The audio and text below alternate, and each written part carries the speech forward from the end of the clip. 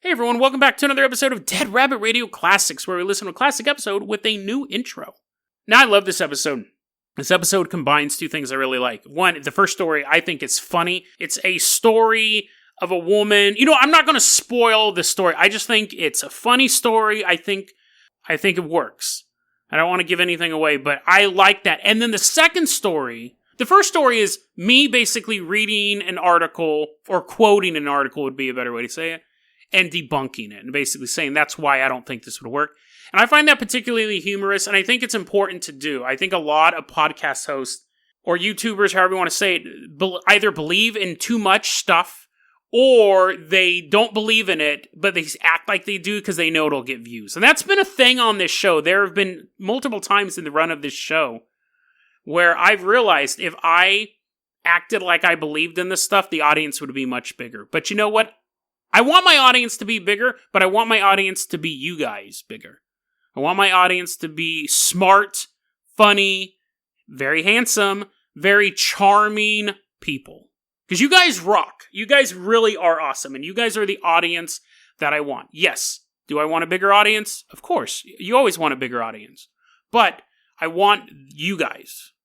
So I don't want to go off and be saying stuff that I don't believe is true. So that's why I like this first story, because it's basically saying we can have fun with the paranormal, but we don't have to believe everything we read about this stuff.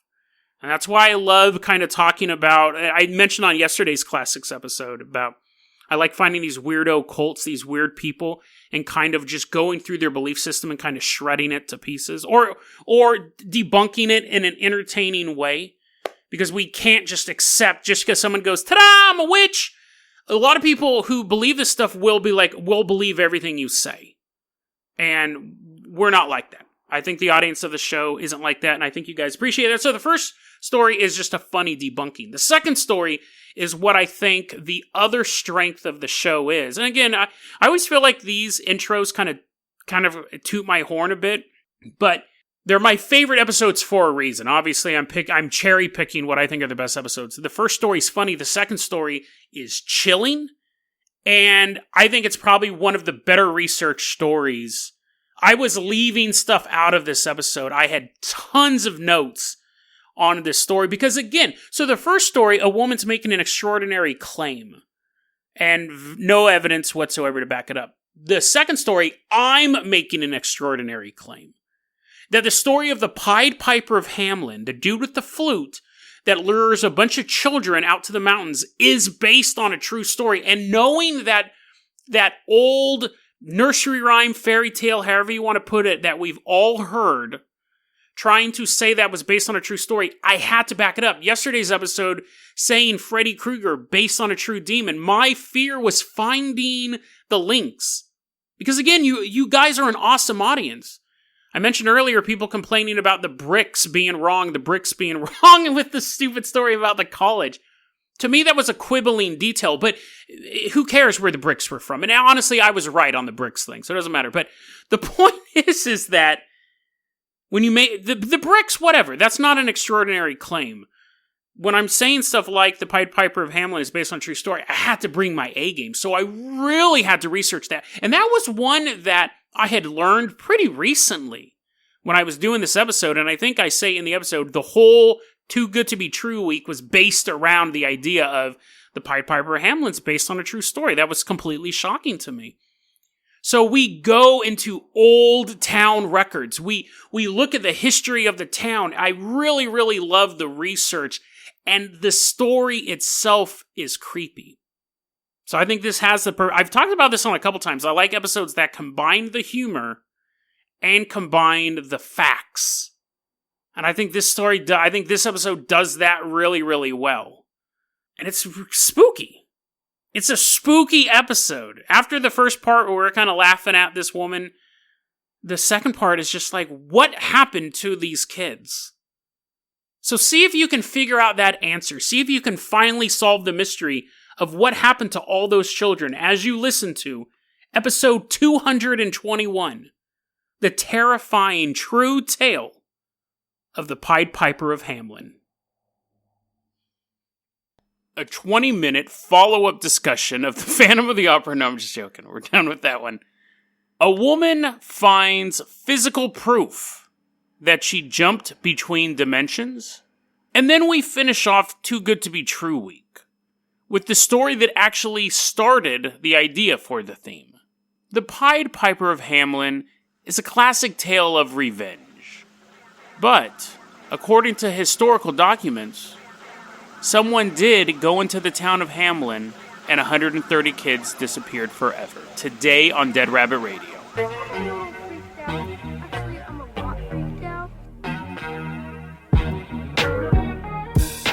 Hey everyone, welcome back to another episode of Dead Rabbit Radio. I'm your host, Jason Carpenter. I'm having a great day. I hope you guys are having a great day too. It's funny, I'm re-recording this intro. I just went on a 5-minute rant about the fans of the video game The Walking Dead Our World. It's a little VR game that I've been playing on my phone, just casually, hitting the screen, killing zombies.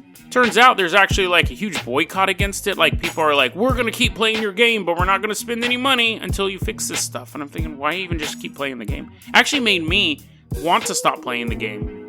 Because I was like, all this drama over an AR game? It's like Pokemon Go with zombies. You just walk around, you find zombies, you poke them in the head with your finger on the screen, and they die, and then you get some coins, and then you use the coins to upgrade your heroes. But you can also spend money to upgrade your heroes faster. People are like, I've spent $50 multiple times on your game, and you need to fix this stuff. And I'm thinking, $50? Dude, it's a free mobile game. Like, sometimes I'll drop, like, for a free game, if I'm playing a free game a lot. I spent about $2 on The Walking Dead. I bought something.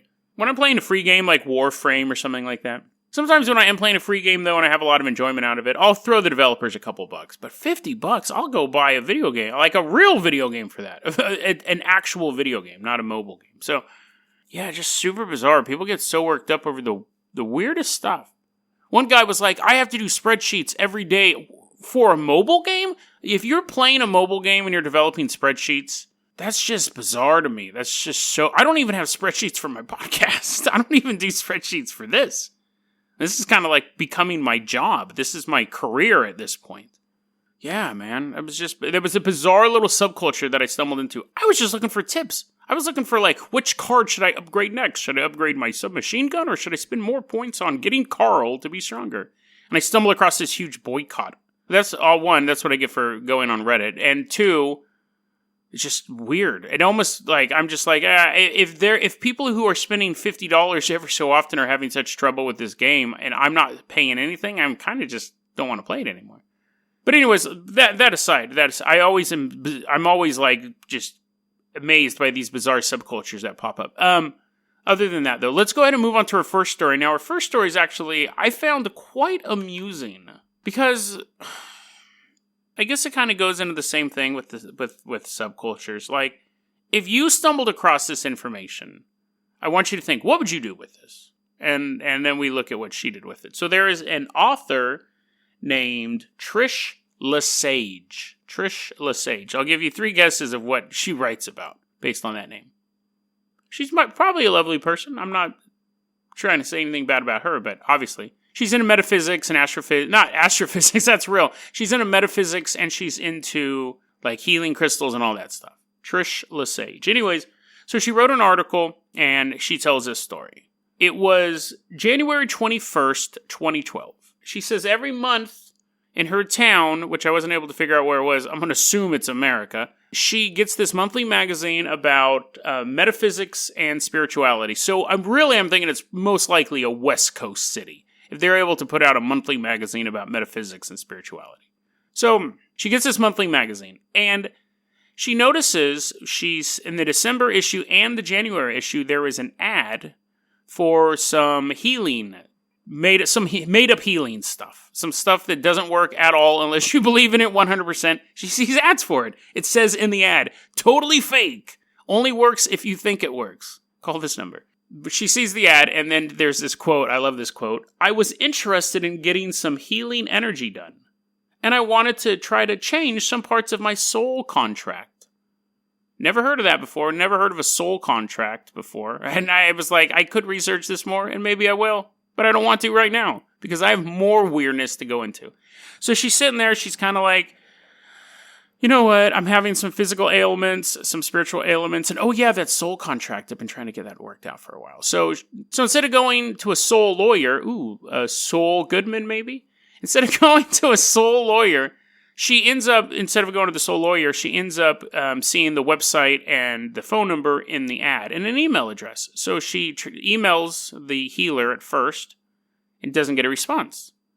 Now, I don't know if she was sitting there the whole time, like tapping her fingernails, waiting for the response to come through, or if she knows how email works. She sends an email and then you wait an amount of time. But anyway, she says she sent an email, she didn't get a response. She went to the website, there was no website there, so she called the person up. She called up the healer. And she says, hey, I'm responding to the ad in this magazine. And then there was dead silence on the other end of the phone with the healer. She's like, that's weird. And then the healer starts talking after this silence. And they're talking, and yeah, I do that fake stuff. Oh, yeah, you do the fake stuff? You do that stuff that's going to make me think that something actually happened when nothing happened and I gave you $70? Yeah, that's my specialty. How'd you know? Totally fake. Totally fake healing services. So they're talking about it. And then Trish goes, oh, can I send you the money via PayPal? And the healer goes, oh, I don't have a PayPal.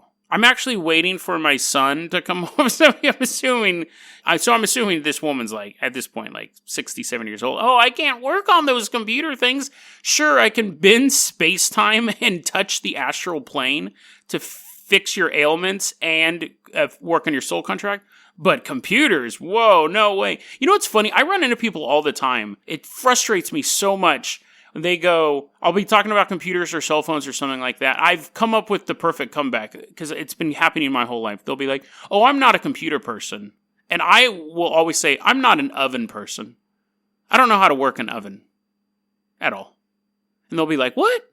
And then I go into this. I go, listen, man, computers have been around for 40 years. 20 years ago, sure. People could say, oh, I'm not good with computers. But computers have been around for about 40 years now. Consumer-wise, since the late 80s. Like, you could afford your own computer. If you don't know how to work a computer now, it's no different than if someone came up to you and says, I don't know how to work an oven. Because they're everywhere, and you should know how to work a computer. I mean, I've gotten to the point where it really frustrates me when people say, I'm not a computer person. Because they're everywhere.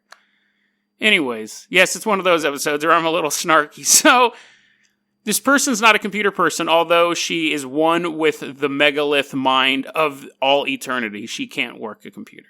And she goes, my son is going to come over and help me set it up. And then she goes, oh, and also I never placed an ad in that newspaper. So that's why that confused me at first when you said that you saw my ad in a newspaper. I've never placed an ad in that newspaper. Dun, dun, dun. So this is the quote from Trish after all of that. Since she started speaking immediately after that revelation, I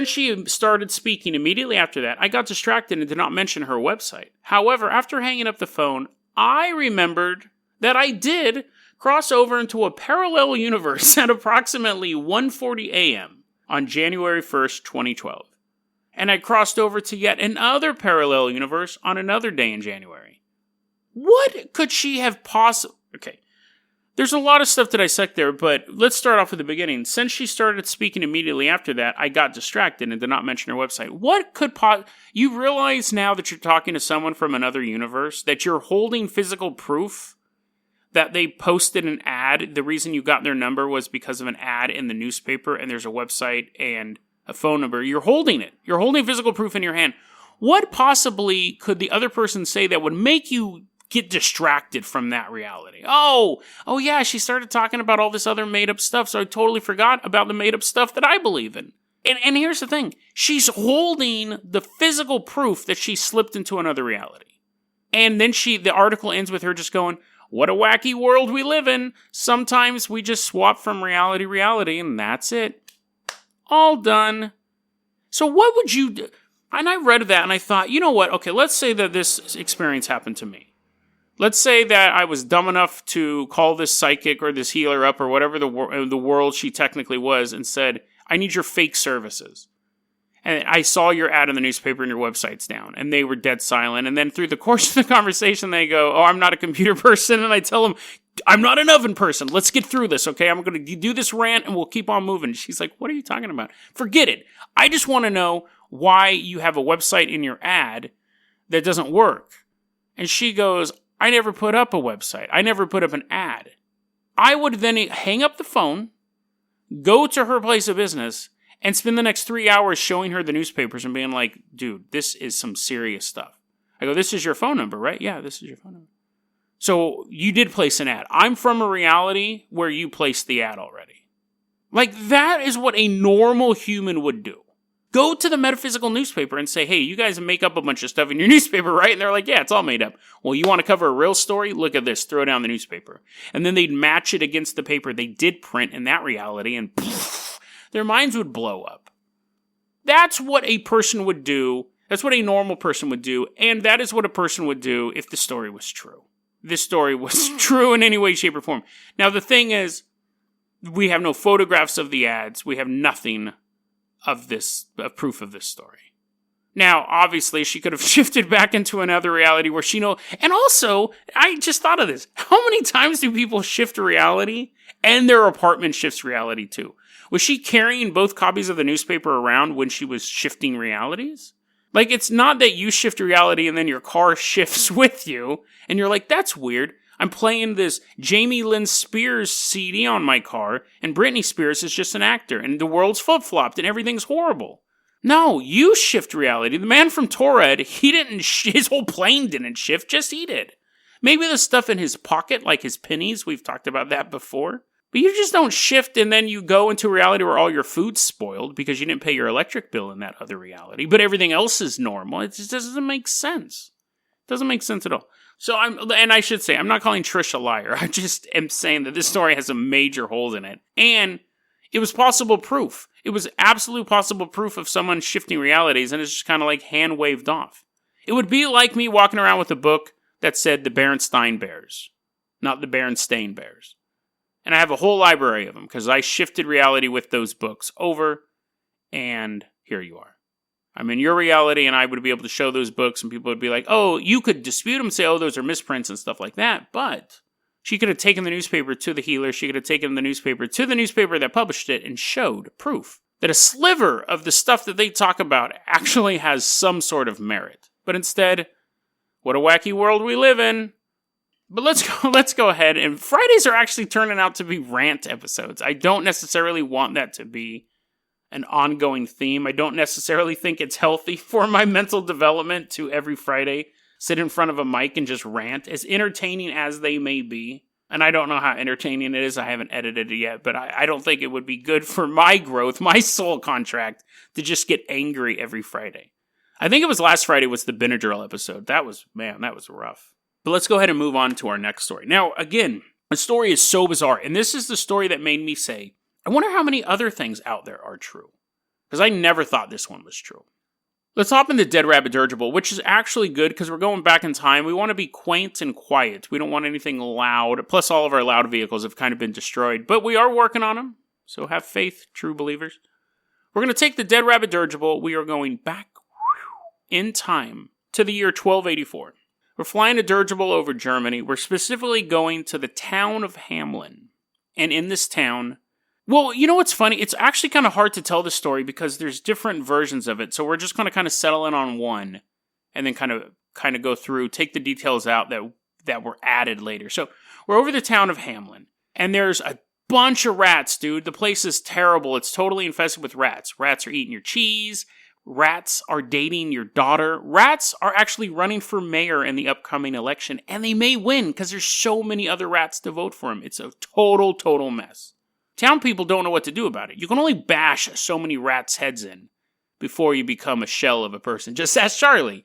So they don't know what to do. And one day a guy showed up, and he was wearing multicolored clothes, which multicolored clothes, another term for that was pied. I don't know why those two things are connected. Even if you put different berries in a pie, so it'll always turn out just red. Like if you threw some boysenberries in there, well, I guess then it would be purple. But if you threw like boysenberries and then cherries, do they make strawberry pie? Anyways, you put all this stuff in, it just becomes one uniform color. But for whatever reason, pied means multicolored. Pied, this guy shows up, he's wearing all these funky clothes, and they're like, what are you doing here? And he's like, hey, man, I have a deal for you. I got this flute, I'm going to play it, and I'll lead all the rats out of town, but you got to pay me a ton of money. And the thing they settle on is about like 1,000 Denmarks or Doinks or whatever Marks. What do they use in Germany? Marks? Anyways, he's like, give me 1,000 of those gold things you have over there sitting in the corner. He's like, those? And he's like, yeah, those. Give me 1,000 of those. I'm going to play my flute. I'm going to lead the rats out of the city and drown them. And they're like, okay, we don't think it's going to work, but go ahead, weirdo. So the dude, and the rats start like getting up. They end their mayoral campaign, leave your daughter at the altar, and leave all your cheese alone. And they lead all the rats in town, follow the Pied Piper out of town, and then he leads them into the river, and they all drown. Your daughter is heartbroken, but she'll get over it.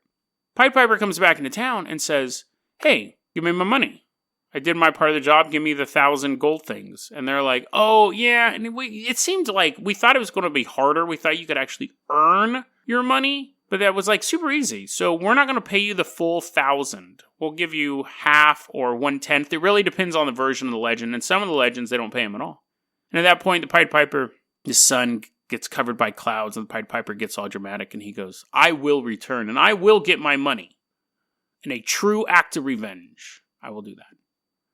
Stomps off. Townspeople was like, that wasn't very funny. I thought Jason was going to come up with a funny joke. And they're like, no. He was just setting the scene. So anyways, Pied Piper leaves. Now, this is where stuff gets interesting. June 26th, 1284. That's a big festival day. It's like the day of like St. Paul and Mary or something like that. There's a big festival day. So all the adults were in church in the town. But the kids weren't. Kids are out having a ball. Kids are eating all your cheese, marrying your daughter, running for mayor. And the Pied Piper shows up, but this time he's wearing all green. The clothes of a hunter. Which is kind of badass, actually. He shows up in all green this time. Starts playing his flute. And the kids in town hear the music and get up and start kind of boogieing, following him. Now, all the parents are in church, so there's no witnesses to this, but there's 3 kids who do see what's happening, because they're able to report it later on. And the 3 kids, one of them was blind, so he didn't know where to go, he didn't know where to dance, he didn't know the right dance moves, he was bumping into everyone, he didn't know what path they were taking. I don't know why he couldn't hear the flute, the direction of the flute, but he couldn't, so the blind kid got left behind. There was a deaf kid who could see everyone boogieing, but couldn't like get down, couldn't feel the funk, because he was deaf. He couldn't hear the music. And he's like, why is everyone dancing down the street? He sees the blind kid straight up like doing the Cabbage Patch in the corner, but he's like, what's going on? And the blind kid's like, I don't know, I love this music. This is my jam. I love this flute. And then the third kid was a lame kid, which technically means that he was he was handicapped.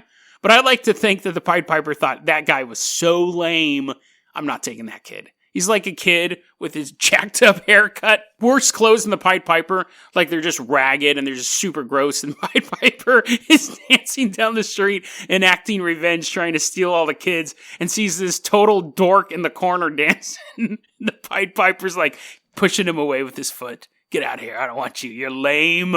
You're lame. You're too lame to kidnap. That is lame. If a man bent on revenge against the city is stealing all of their children and leaves yours, you should feel embarrassed as a parent. Because you know your child is lame. But anyways, so the lame kid, the blind kid, and the deaf kid, well, not the blind kid doesn't see this, but the deaf kid and Millhouse, but the deaf kid and the lame kid see the Pied Piper lead the kids off out of the city and into the mountains, and the kids were never seen again after that. So they alerted the townspeople, and they said, hey, townspeople, hey, people that we know, mom, dad. The lame kid's like, mom, dad, and they're just pretending it's not their kid. They're like, oh, who's he talking to? Is he talking to you? They tell the people in church, hey, this is what happened. The people in the church come out, town's empty, except for them, and the blind kid, and the loser, and the deaf kid. So the moral of the story is pay your debts. Like, basically, the moral of the story is if you make a deal with someone, pay your deal, because otherwise all your children may get kidnapped. The end. But what's interesting is that there's actually a lot of historical evidence that something like this happened. And let's look, it's fascinating. So you hear that story and you're like, oh, this is like a folktale. And people go, yes, the Brothers Grimm and all this stuff based them on actual folktales. This isn't a folktale. There's historical records that something happened in the town of Hamelin. So in the year 1300, so that story took place in 1284. So only about 16 years later, a stained glass window was installed in a church in the town of Hamelin. And it's been destroyed now. It's in the 1600s it was destroyed. But there are documents of what it said back then. There are writings of the time of when that window was still up saying what it showed. The stained glass window showed a Pied Piper, a man in multicolored clothing playing his flute, kids walking away. That's what it showed in the window. And the inscription, like they had the writing in the window, in the year 1284 after the birth of Christ, from Hamelin were led away 130 children born at this place, led away by a piper into a mountain. And you're thinking, okay, maybe that's just like a little fable that they put on their window for whatever reason. Maybe it was something playful. Maybe the guy at the church was having some artistic license. 16 years after the supposed event, this window goes up in this church. In the Hamelin Town Chronicle, so like their town record in 1384, somebody wrote in the town record, "It is 100 years since our children left." It's getting creepy. In 1556, a new gate was built into the wall of this that surrounded the city of Hamelin. They put in a new gate, 1556, and there's an inscription on the gate that says, "In the year 1556, 272 years after the magician led 130 children out of the town, this portal was erected." So this was centuries before the Brothers Grimm, centuries before Goethe was writing these poems and these stories and making it a story that is well known in the Western world, the Pied Piper of Hamelin. This is long before that. If it was afterwards, you can think maybe it was some tourist trap thing where they're like, oh yeah, let's make this thing because everyone knows Pied Piper of Hamelin, let's make some money off this. Way before that. People, there are documentation, there are records, there are inscriptions saying, those are 3 of them. There are a ton of them. I could keep going on and on about it was written like this in the 1400s, it was written like this in the 1500s. There's a ton of them. Those, I think, are the 3 kind of creepiest ones. So something did happen to the children of Hamelin. They left. There are a lot of people who have tried to figure out exactly what happened. Oddly enough, it wasn't until 1559, because the story was being told. It wasn't like this popular thing where people would be like, hey, let's go to Hamelin. Let's go find that place where all those kids went missing. Because, again, it's 1500s. Kids are missing. The Black Plague is ravishing Europe. There's wars all the time. People aren't putting on their Mickey Mouse hats. But these are like rat-shaped hats going to a place where other kids are missing. Your kids are missing. Your kids are dead somewhere in a ditch. So, anyways, that was kind of dark. It wasn't until 1559, though, that when people talked about the story of Hamelin, that they added the rats. The original story of Hamelin was a dude shows up in multicolored clothes and leads 130 kids out of the city. Almost the morality of it, the story of the townspeople deserving that, was added 300 years after it happened. The original version is a dude just shows up and takes all the kids. So there's a couple of theories of what's going on. One is it was the Pied Piper represents death, and it was the Black Plague. People don't buy that one because the Black Plague didn't hit that area of Europe until much, much later. Much later. And why would it only attack the kids? There was the idea that it was the kids being sold off into slavery, that someone showed up and enslaved all the children, that the people of the town sold the kids, and the story of the Pied Piper was basically a cover story for the fact that they all sold their kids.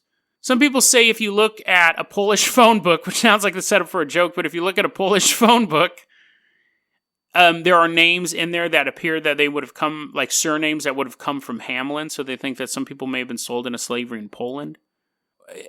That is possible, but the thing is like, if you have a town and you have 130 kids, and the references seem to be that the kids are taken since our children left and stuff like that. One, if you did sell your kids into slavery, why would you make any record of it at all? You want to put it in your town chronicle, you wouldn't even put a veiled reference to it. You definitely wouldn't put it in your church. Saying, oh yeah, remember when we sold all of our children to slavery? Let's make a big stained glass window of that. You would cover it up because, one, you wouldn't want anyone else to notice it. And two, I can understand families selling their kids individually into slavery because they need some money. But for a city to function, you need a next generation to come up and be the new tax-paying citizens. So for them to sell off, for a city decision to sell off 130 future tax-paying citizens is quite odd. It's very, very short-sighted.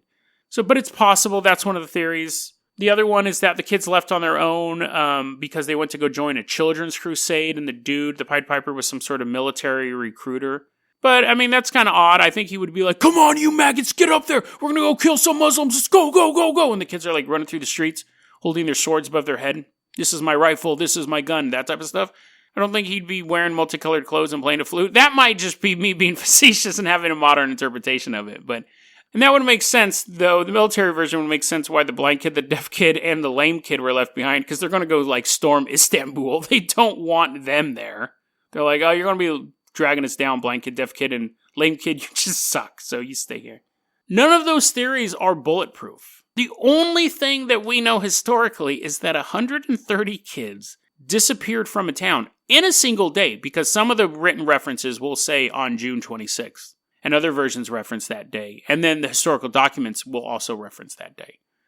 So if it was the Black Plague, they just don't fall at the same time. If they are getting sold into slavery, maybe. If they're getting recruited, maybe.